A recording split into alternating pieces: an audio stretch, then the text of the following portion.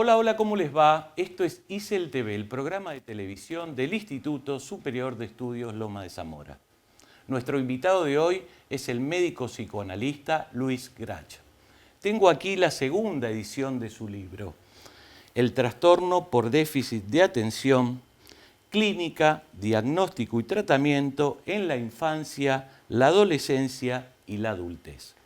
Sobre el contenido de este libro nos interesa preguntarle, no sin antes agradecerle su presencia en nuestro estudio. Al contrario, muchas gracias por la invitación. En el paréntesis del título encontramos dos siglas. Me gustaría que aclares cuál es el significado de cada una de ellas, para saber si se trata de un único trastorno o de dos.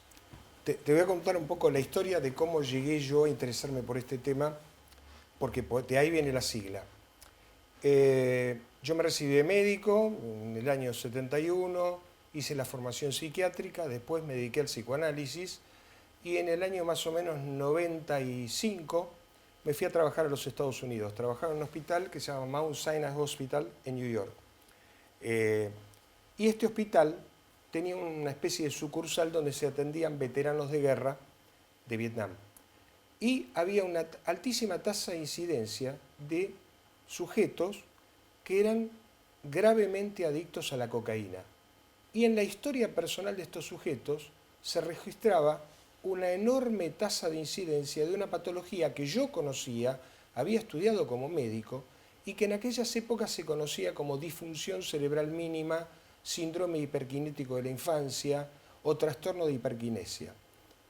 Cuando yo estaba allí en Estados Unidos, encontré la enorme asociación de muchos pacientes o personas que habían padecido este trastorno en la infancia y que luego en la adultez se habían vuelto adictos. En ese momento yo me puse a pensar retrospectivamente cuántos pacientes adictos a la cocaína había atendido yo ya en la Argentina y no había considerado el hecho de que estos pacientes podían tener una secuela de un padecimiento en la infancia y la adolescencia de un trastorno que en inglés se llama Attention Deficit Disorder o Attention Deficit Hyperactivity Disorder. De ahí viene lo de ADD o ADHD. En la Argentina pasaron unos años, desde el año 1995, se lo conoce como TDA o TDAH.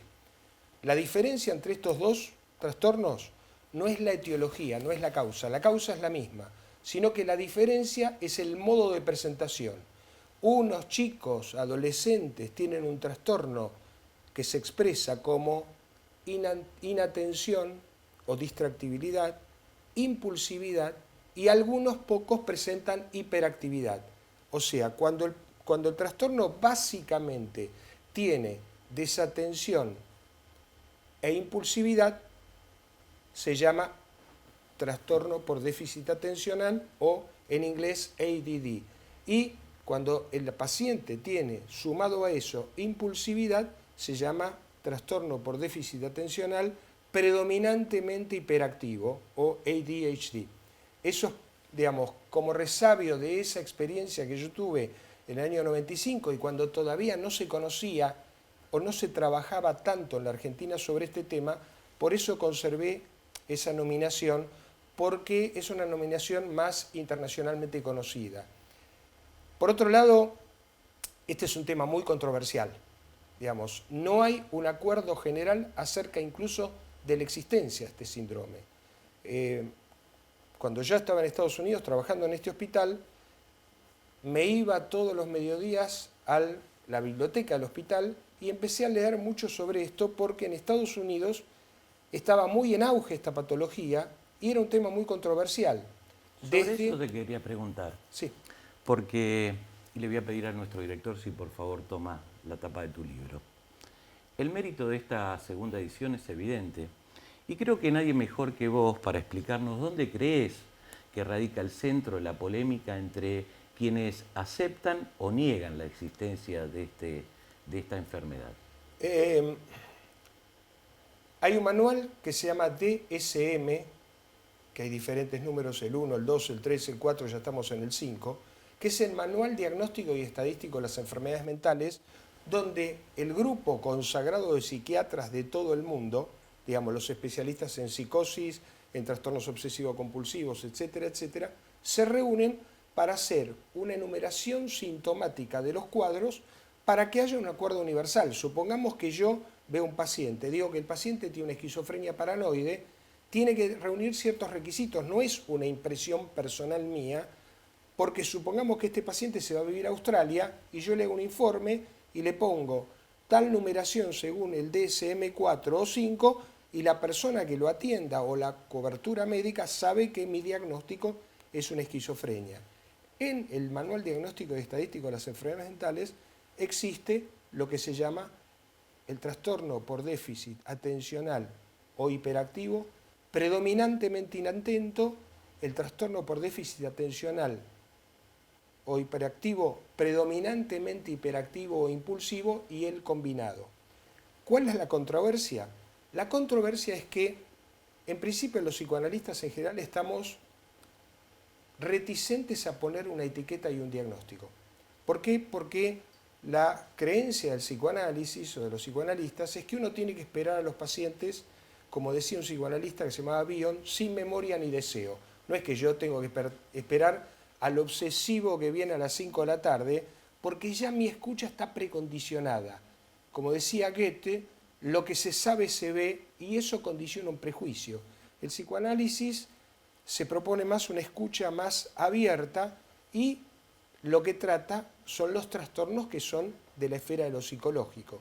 En cambio, los psiquiatras tradicionales que usan la psicofarmacología piensan que una persona que tiene determinada cantidad de síntomas por durante determinada cantidad de tiempo que afectan su vida afectiva, laboral o de estudio, tienen ese cuadro y requieren una medicación. El principal motivo de la controversia para mí es que tanto los psicoanalistas como los psicofarmacólogos se equivocan en lo que para mí es lo fundamental.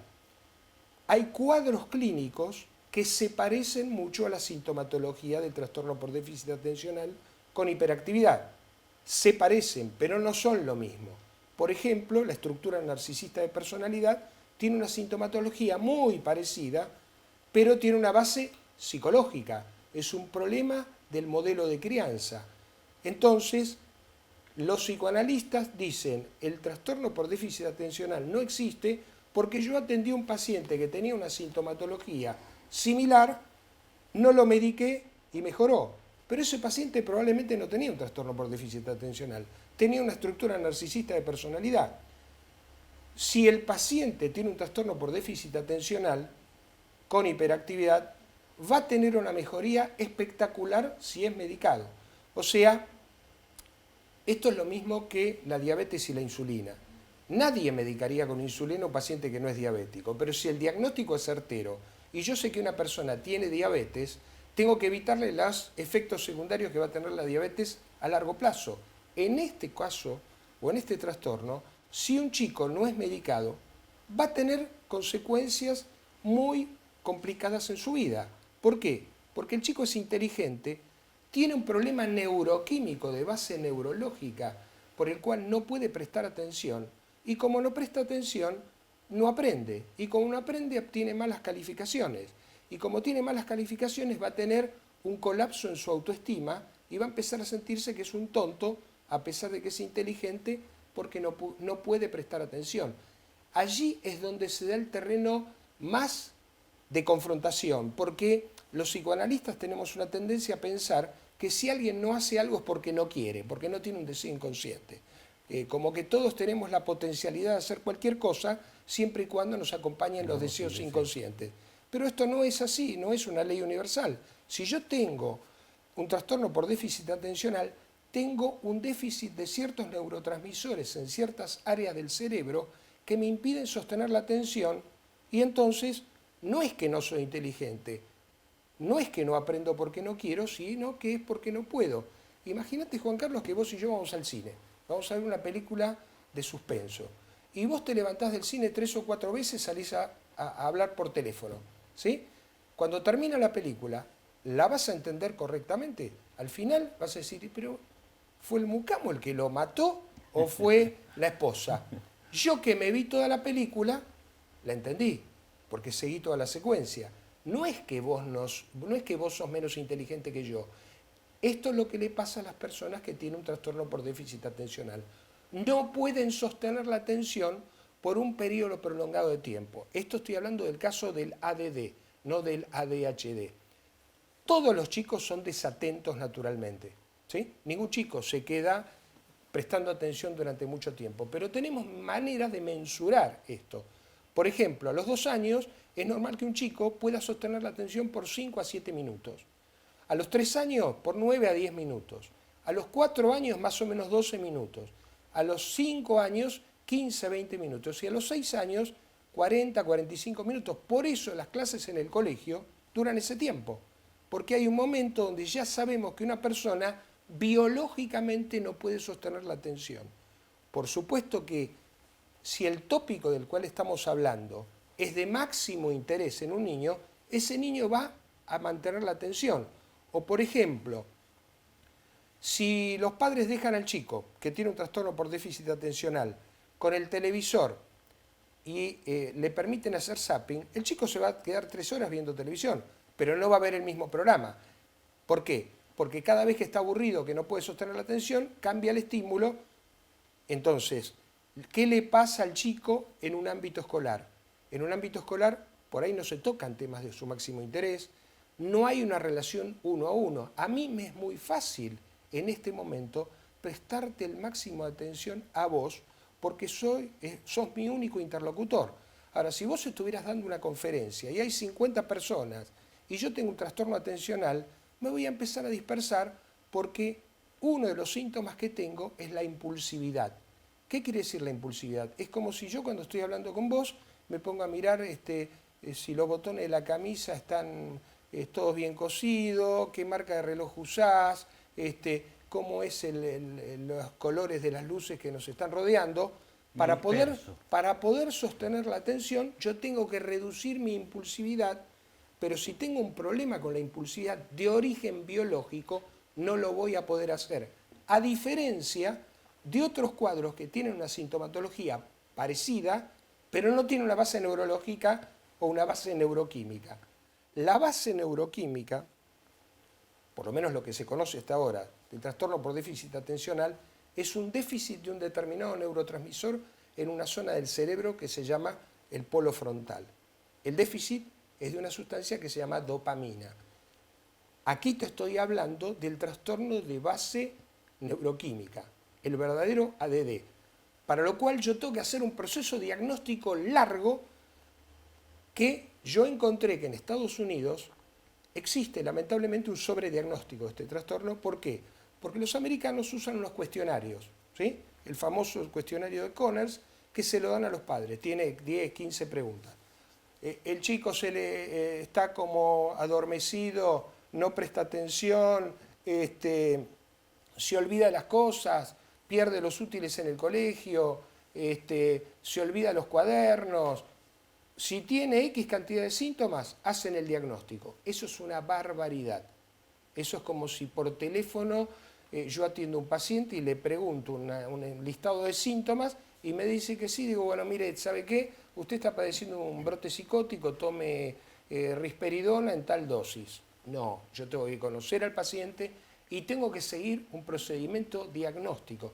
O sea, los que critican el sobrediagnóstico tienen razón, porque muchas veces se hace un diagnóstico a la ligera siguiendo un determinado cuestionario. Vos, si querés, después yo te voy a explicar, o voy a tratar de explicarte, cuál es la secuencia que hay que hacer para hacer un verdadero diagnóstico, haciendo lo que tenemos que hacer los médicos en cualquier otro caso, diagnósticos diferenciales, similitudes y diferencias con cualquier otro cuadro. Para mí, hay muchos diagnósticos diferenciales que hay que hacer, e incluso existen lo que se llaman comorbilidades, que quiere decir una patología asociada a la otra.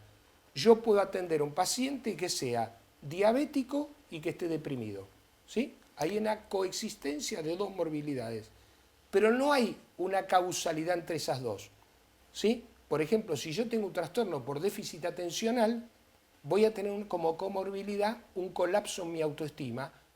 Allí uno depende del otro.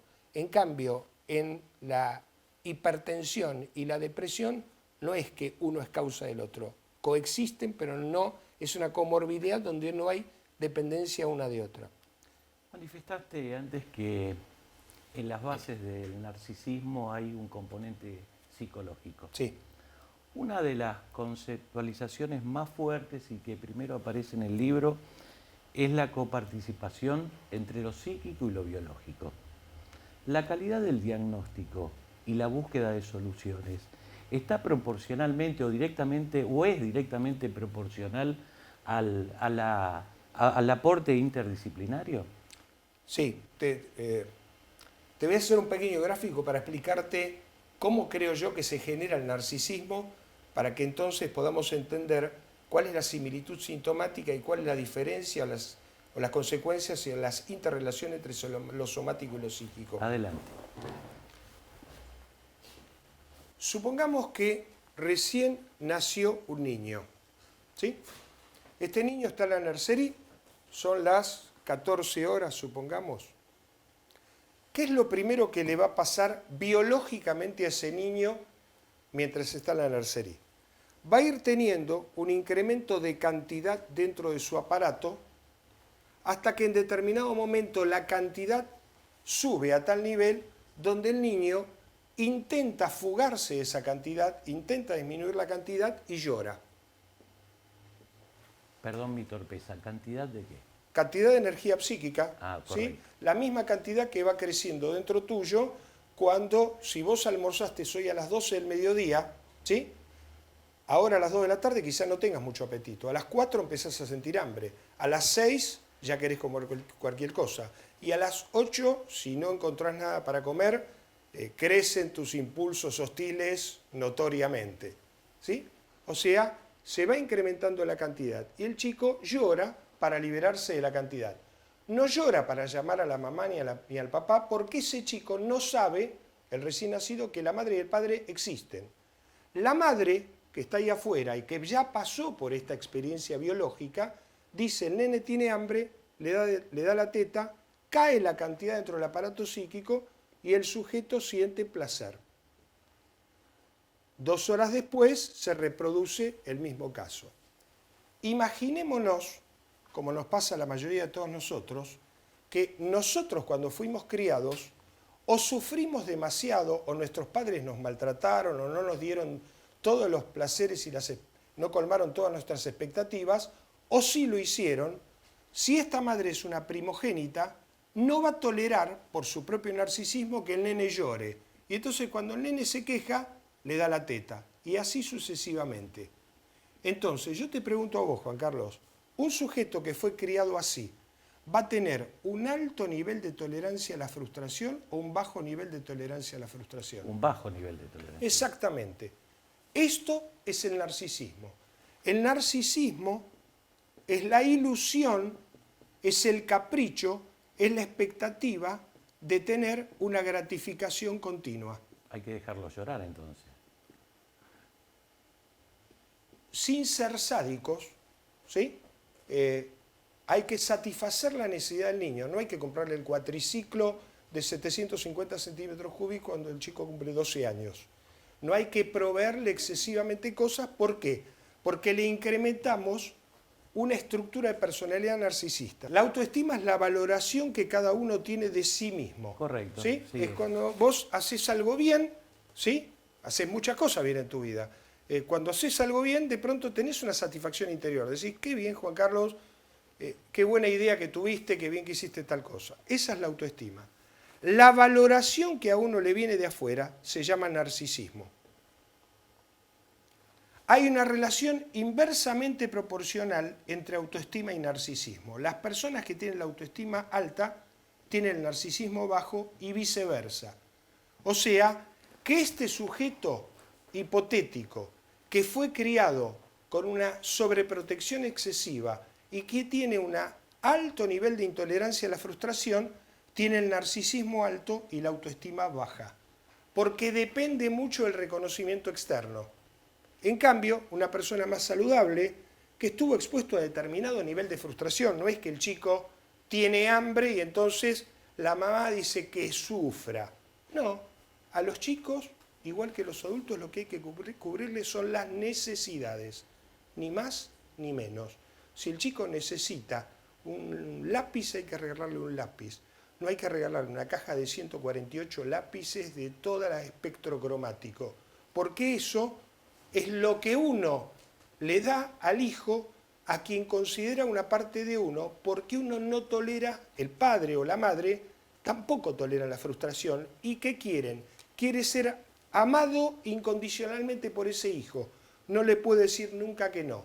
Entonces, frente a cualquier frustración, como todos tuvimos en la vida, ¿qué tenemos que hacer? Frente a la frustración. Frente a la frustración vamos a tener un dolor psíquico. Y si yo no tolero el dolor psíquico porque soy una estructura narcisista de personalidad y tengo muy bajo nivel de tolerancia a la frustración, voy a recurrir a las drogas como indemnización, como elemento de gratificación, como algo que me indemnice para que yo pueda, pobre Luisito, gratificarme, porque ¿por qué tengo que soportar esa frustración? Entonces, esa es la gran diferencia entre el ADD y la estructura narcisista de personalidad. El chico que tiene un trastorno por déficit atencional e hiperactividad es un chico de bajo nivel de frustración por su alto nivel de impulsividad. O sea, el sujeto impulsivo el chico va a un shopping, ve una cosa, le gusta y se lo quiere llevar. Juega con un amiguito, le gusta el juguete del chico, se apropia de eso. Tiene ganas de hacer, de levantarse a mitad de la clase, se levanta, se va, entra, habla, interrumpe. ¿Por qué? Porque tiene un alto nivel de impulsividad. Entonces, la impresión que uno tiene clínicamente es que a este niño le importa mucho el otro o le importa poco. Le importa muy poco. ¿Por qué? Porque lo único que él quiere es gratificarse. Si yo tuviera que graficar qué es una relación amorosa, en la relación amorosa el centro del interés tiene que pasar por el otro. En la relación narcisista pasa por el yo, que es lo mismo o muy parecido, ¿sí?, a lo que es el trastorno por déficit atencional con hiperactividad.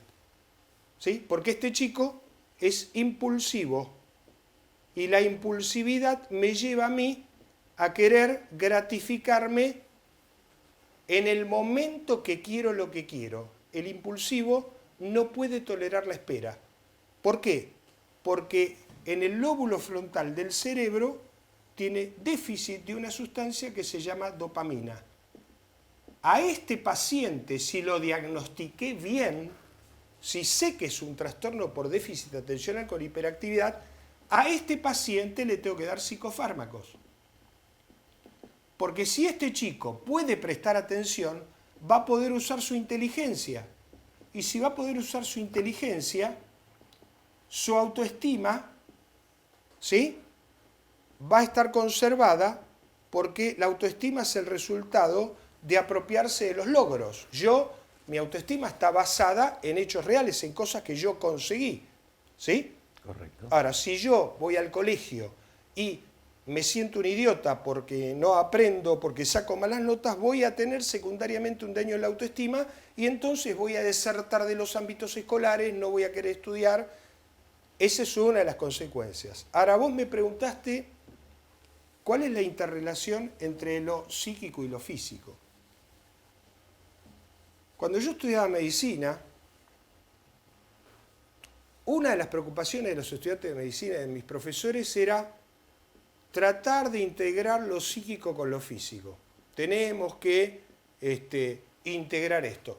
En ese concepto, en esa manera de formular el concepto, ya estamos planteando una disociación. Si yo digo que tengo que integrar dos cosas, quiere decir que hay una disociación. Para mí, no existe esa disociación. Para mí, la mente es la parte interna del cuerpo y el cuerpo es la parte externa de la mente. Lo que pasa acá tiene su repercusión acá y viceversa. Si yo tengo una gripe, voy a estar deprimido. Y si estoy deprimido, estoy mucho más expuesto a tener trastornos físicos. Uno de los ejemplos más, digamos, claros de la interacción de la mente y el cuerpo es la situación del estrés. En el año 1950, un investigador que se llamaba Hans Selye.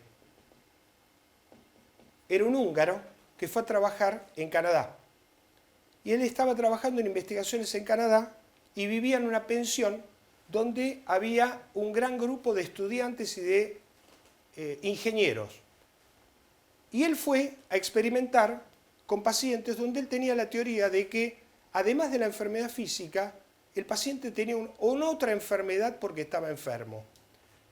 Y él escuchaba hablar a los estudiantes de ingeniería y decir una palabra que en inglés se dice strain. Strain, la escribo más clara acá. Strain es la resistencia de los materiales. Como él era húngaro, escuchaba mal y lo llamó stress.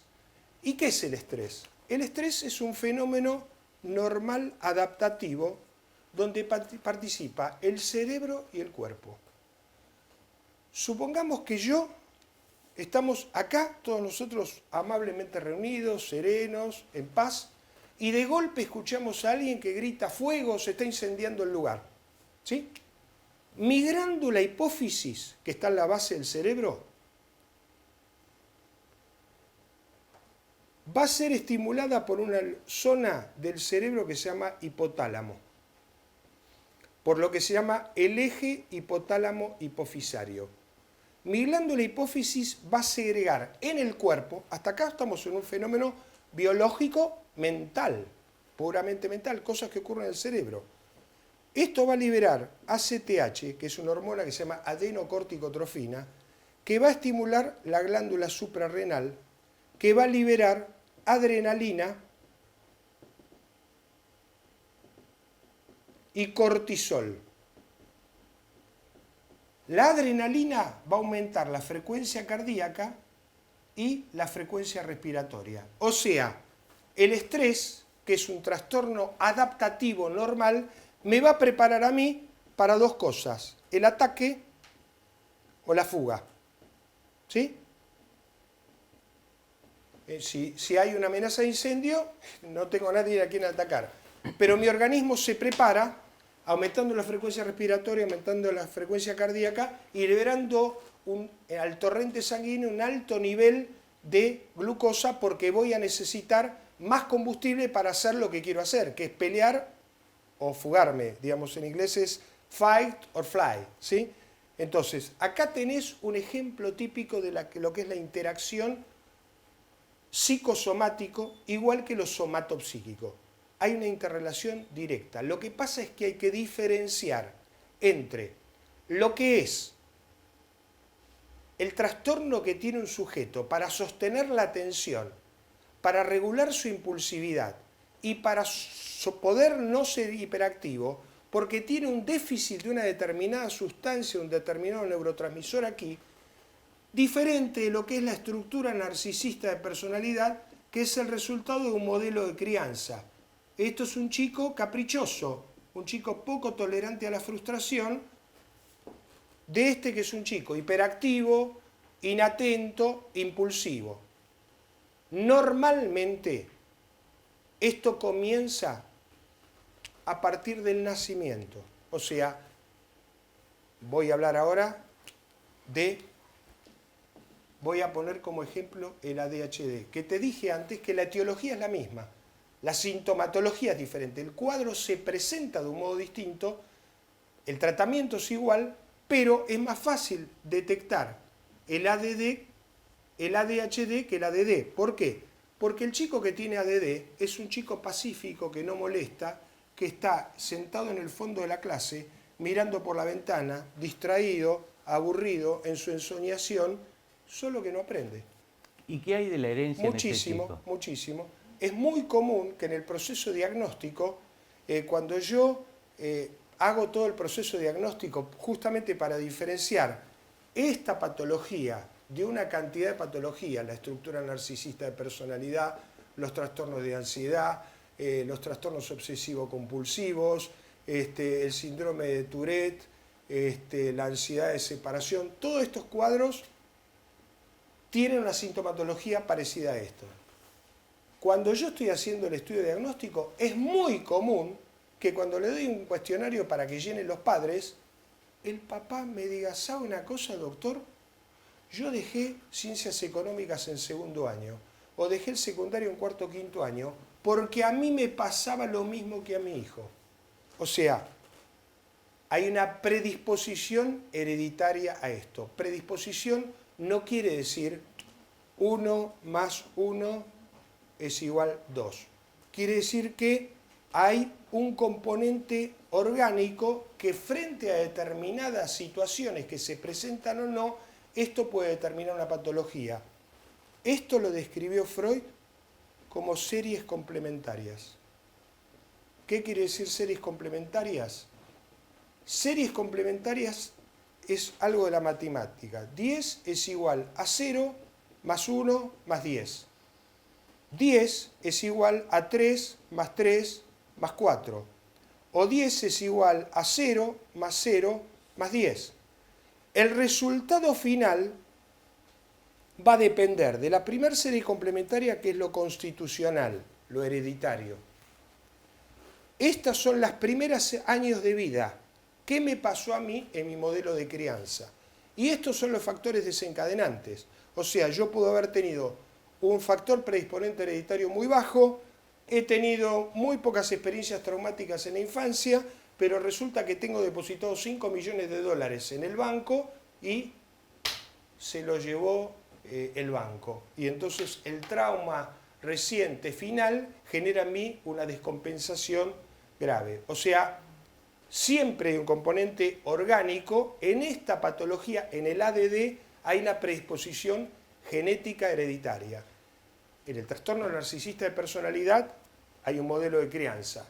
En los trastornos de ansiedad, por ejemplo, también hay una predisposición hereditaria. Hay familias de personas que tienen, por ejemplo, trastornos de ansiedad como los ataques de pánico, que se parecen un poco a lo que explicaba antes respecto del estrés. O sea, un ataque de pánico es lo que genera en un sujeto una crisis de angustia, una brusca liberación de adrenalina, taquicardia, aumento de la frecuencia respiratoria y la sensación de que se va a morir de un ataque cardíaco. Esa misma sensación subjetiva de temor incrementa el círculo vicioso y el sujeto tiene más miedo. Lo importante en esto, por supuesto, es el diagnóstico. Para hacer el diagnóstico, ¿qué tengo que hacer? Primero, tengo que darle a los padres que llenen determinados cuestionarios. En los cuestionarios hay un listado de síntomas, ¿sí? Por ejemplo, si yo presumo que una persona tiene diabetes, le pregunto, le digo, dígame una cosa, ¿alguno de su familia fue diabético? Sí, ok. ¿Usted orina muchas veces? Sí. ¿Tiene mucha sed? Sí. ¿Tiene mucho hambre? Ya empiezo a pensar altas chances que tenga diabetes porque tiene 3 síntomas típicos que son poliuria, polidipsia y polifagia. Pero esto es fácil darse cuenta. Entre el 3 y el 8% de los niños en la edad escolar padecen este trastorno. O sea, a lo sumo en un aula tiene que haber un niño medicado. Si yo voy a un colegio y hay 10 chicos medicados en un aula de 30, acá estoy seguro que hay un nivel de sobremedicación. Después del cuestionario, hago entrevistas con los padres. ¿Por qué? Porque ahí también le voy a preguntar lo que vos inteligentemente preguntabas. ¿A uno de ustedes les pasó esto en su infancia? Sí, doctora, me pasó esto. Bueno, yo le voy a dar un cuestionario. ¿Viven sus padres? Sí. Le voy a dar un cuestionario para que usted se lo dé a sus padres, para que yo pueda tener información de cómo era usted cuando usted era chico, porque el 60% de los casos mejoran en la pubertad. Aparentemente hay un equilibrio neuroquímico, pero hay un 40% que queda como un caso residual en la adolescencia, que es otro capítulo, digamos, el trastorno por déficit atencional tipo residual. Hago entrevistas con los padres. De paso, evalúo cuál es el modelo de crianza que ellos le han prodigado al chico, cómo es la relación entre ellos, son ansiosos, no son ansiosos, si la madre me cuenta, si este chico además era muy tímido, si tenía un trastorno de angustia de separación, si cada vez que lo llevaba al jardín de infantes el chico no se quería quedar, si no se quedaba solo en la casa, si tenía miedo que los padres se muriesen, cualquier otro síntoma que me haga diferenciar los diferentes cuadros que se parecen al trastorno por déficit atencional. La importancia fundamental es que esta patología se tiene que dar al menos en dos contextos. ¿Qué quiere decir esto? El chico más hiperactivo del mundo viene a mi consultorio, se sienta frente a mí y se va a portar como un angelito. Además, la madre dice, no, en casa es un terremoto, pero de vez en cuando va a la casa de mis padres y mis padres dicen que se portan bien, que mi marido y yo somos un desastre y que lo estamos maleducando. No, a este chico lo tengo que ver X cantidad de veces hasta que este chico tome confianza conmigo. Y cuando toma confianza conmigo, ya se levanta, agarra un libro de la biblioteca, me maneja la computadora, porque perdió la actitud de respeto que le permite tener por un corto tiempo a freno su impulsividad. Pero él naturalmente es impulsivo. Entonces, tengo entrevistas con el paciente. Le hago estudios complementarios, electroencefalograma, le hago un electrocardiograma por si lo voy a tener que medicar. Puedo pensar que este chico o adolescente puede ser hipertiroideo, o sea, todos los cuadros médicos que puedan confundirse con el trastorno por déficit atencional. Quinto, existen test computarizados para medir la atención. Básicamente, ¿en qué consisten estos test? Yo lo siento al chico frente a la computadora y va a aparecer, en este caso, por ejemplo, un rectángulo con un cuadradito arriba o un rectángulo con un cuadradito abajo. Y yo le digo, después que aparezca hay una secuencia que va apareciendo en la pantalla, que es monótono, que es aburrido y que dura 25 minutos. El tiempo suficiente como para que un chico que tiene un trastorno por déficit atencional se aburra. Y entonces yo le digo, tenés que apretar un botón después que aparezca esto. Después que aparezca esto no hagas nada. El chico impulsivo va a apretar, va a cometer lo que se llaman errores por comisión. Va a apretar cuando no tiene que apretar. Y el desatento no va a apretar cuando tiene que apretar, porque está desatento, porque está volando. Este test se toma con un tiempo previo de práctica. O sea, el chico va a estar 5 o 6 minutos practicando para que no lo tome de sorpresa el test. No es que él va a hacer algo que no sabe de qué se trata, yo se lo explico, lo practica y después durante 25 minutos le digo anda al baño, sentate cómodo y hace esto. Y espero que ocurra lo que naturalmente va a ocurrir si el chico tiene un trastorno por déficit atencional. Si todas estas cosas afectan seriamente su vida de estudio, su vida de relación, su vida afectiva, y van a producir en el ámbito escolar un daño en su autoestima y en su narcisismo porque es considerado menos inteligente de lo que realmente es. Como es un chico impulsivo, no acepta la regla de juego cuando se da a nivel grupal, entonces va a ser rechazado por sus compañeros. En la casa no lo toleran y entonces hay toda una patología familiar producto de la impulsividad de este chico, porque los padres no pueden hablar durante la cena, porque están hablando por teléfono y este chico interrumpe, porque no puede esperar su turno, porque si tiene hermanos no puede tolerar la frustración e impone su voluntad impulsiva y agresivamente, porque ahí hay una relación muy grande entre la impulsividad y la agresividad. Si se cumplen todas estas condiciones, están dadas las condiciones para medicarlo. Si no se cumple todo esto, no es un trastorno por déficit atencional. Y entonces no puedo medicar como un elemento diagnóstico, como una prueba empírica. Dice, bueno, a ver, lo voy a medicar y si mejora confirmo el diagnóstico. Porque eso sería como si yo voy al médico clínico, el médico clínico no me toma la presión arterial y me dice, por tu edad, Luis, es probable que tengas una hipertensión arterial. Te voy a dar una medicación, tomala unos meses, después me llamas y me decís cómo te sentís. No, tiene que haber un conjunto de signos y síntomas para constituir un síndrome. En medicina, los síntomas son lo que el paciente siente y los signos es lo que nosotros vemos de la conducta del paciente. Cuando hay una suma de signos y síntomas que afectan seriamente la vida afectiva, el rendimiento intelectual, la vida de relación, en más de un contexto, porque si el chico es insoportable en la casa, pero no en el colegio, quiere decir que ese chico lo que no tiene son reglas fijas para ponerle coto a su narcisismo dentro de la vida familiar. Pero si le pasa esta dificultad que acabo de enumerar en dos ámbitos, este chico es altísimamente probable que tenga un trastorno por déficit de atención. En ese caso la base es neuroquímica y si lo medico correctamente, el resultado va a ser espectacular. Es más, cuando a mí me consultan, yo le digo a los padres que no hagan ningún comentario en el colegio respecto a que el chico va a tomar una medicación, para que el medio lo evalúe objetivamente, para que no haya subjetividades respecto de que ahora que toma medicación lo vemos mejor o lo vemos peor.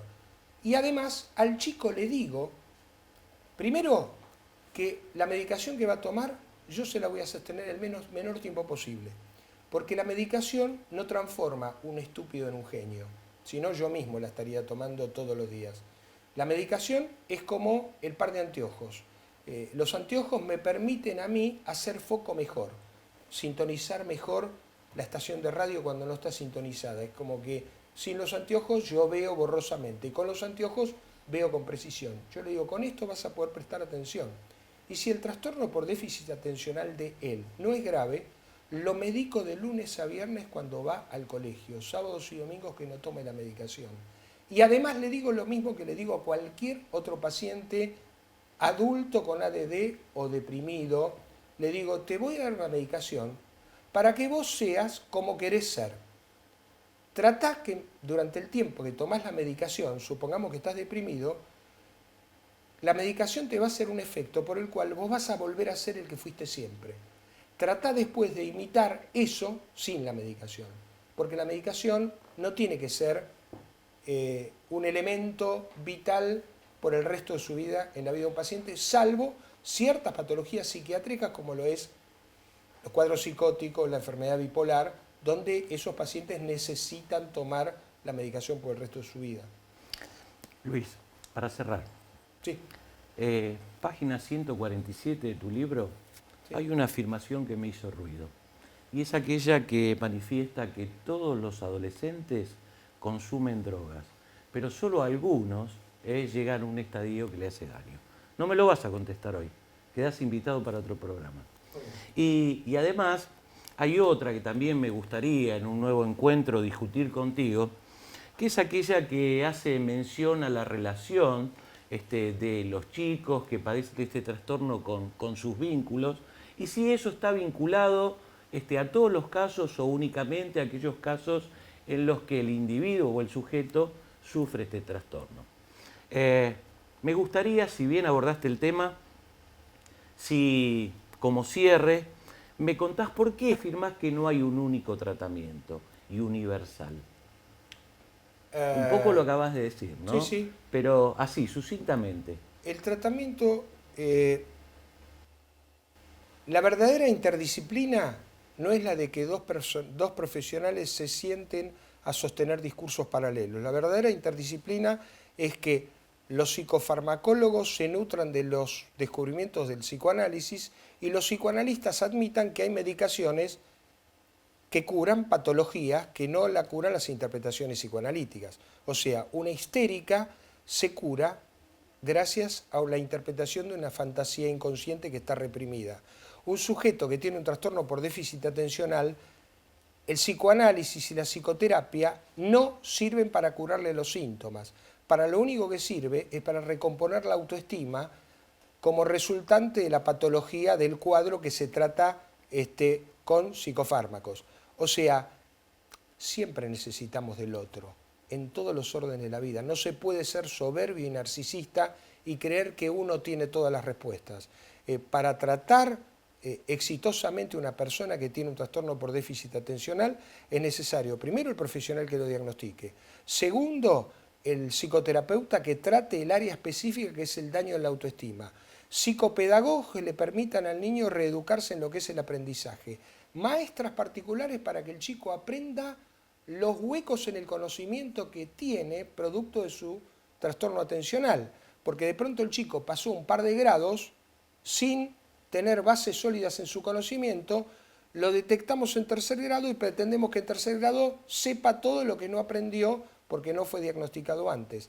Entonces, es necesario un tratamiento interdisciplinario, del mismo modo que para hacer este programa vos necesitas o necesitamos convocar un grupo de gente con distintas actividades, especialidades, aptitudes para poder lograr un producto final. Lo mismo pasa con la cura. Y el aislamiento estimula la omnipotencia. Los médicos, los psicoanalistas, los psiquiatras, no tenemos por qué estar enfrentados porque nos empobrecemos los profesionales, los psicoanalistas se empobrecen desconociendo los últimos descubrimientos en psicofarmacología y los psicofarmacólogos también empobrecen su mirada de los pacientes dándole la espalda a todas las explicaciones psicodinámicas. Gracias por tu aporte, espero que hayas estado cómodo. Un gran placer. A vos también, gracias por acompañarme, te espero la próxima semana. Larga y buena vida para todos.